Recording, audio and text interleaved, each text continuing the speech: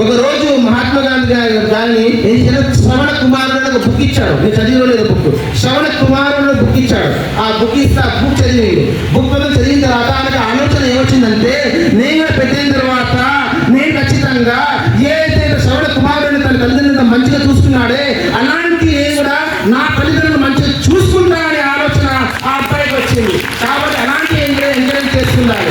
ఎలాంటి ఎంకరేజ్ చేస్తుంటే మనం పర్ఫెక్ట్ ఉంటాం. అలానే నాటకాలు తీసుకుపోయి, ఎలాంటి నాటకాలకు సత్య హరిశ్చంద్రుడు అనే నాటకాలు తీసుకుపోయేది. ఆ టైంలో మహాత్మా గారి తండ్రి గారు తీసుకుపోయినప్పుడు ఆ నాటకాలు చూసినప్పుడు అప్పుడు ఆలోచన ఏమొచ్చిందంటే, నేను జీవితంలో నేను అబద్ధం ఆడకూడదు, అబద్ధాన్ని నేను ఆడను, సత్యంగా పలుకుతానే ఆలోచన వచ్చింది. అలాంటిది వచ్చింది. ఎందుకు వస్తుంది అంటే, ఏదైతే మనం చేస్తామో పేరెంట్స్ ఏది చేస్తారో ఖచ్చితంగా గెట్ బ్యాక్ రిఫ్లెక్ట్ అయిపోతుంది. కాబట్టి మనం పేరెంట్స్ ఏది చేస్తామో తన పిల్లలని పర్ఫెక్ట్ దృష్టి చేయించాలి.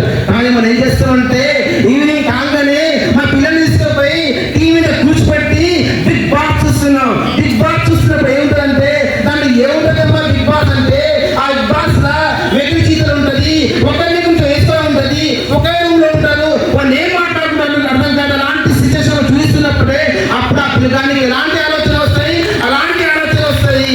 ఎందుకంటే మన ఆలోచన ఎలా ఉండాలి అంటే పర్ఫెక్ట్ ఉండాలి. మనాంటి ఆలోచన ఉండాలంటే పాజిటివ్ గా ఉండాలి. మనాంటి ఆలోచన ఉండాలంటే ప్రతిదీ ఏ పని చేస్తూ కూడా రేపు భవిష్యత్తు మనం మా పిల్లలు ఏం కాదు, నా పిల్లలు కూడా నా భవిష్యత్తు ఎలా చేయాలని ఆలోచన ఉండాలి. ఎప్పుడైతే మన ఆలోచన చేస్తామో ఖచ్చితంగా పర్ఫెక్ట్నెస్ ఉంటాం.